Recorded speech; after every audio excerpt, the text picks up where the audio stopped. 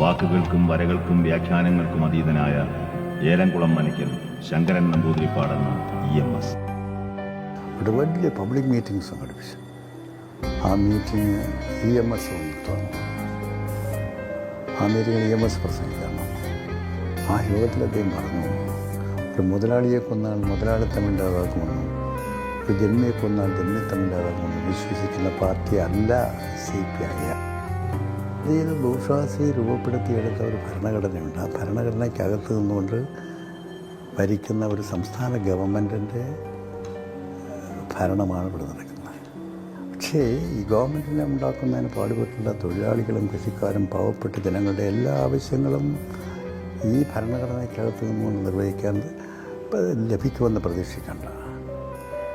അതുകൊണ്ട് ഈ ഗവൺമെൻറ്റിലുള്ള പരിമിതമായ കഴിവുകൾ ഉപയോഗിച്ചുള്ള ആനുകൂല്യങ്ങൾ നൽകുന്നതോടൊപ്പം തന്നെ അവരുടെ ആവശ്യങ്ങൾക്കുള്ള പ്രക്ഷോഭവും സമരവും തുടരാം.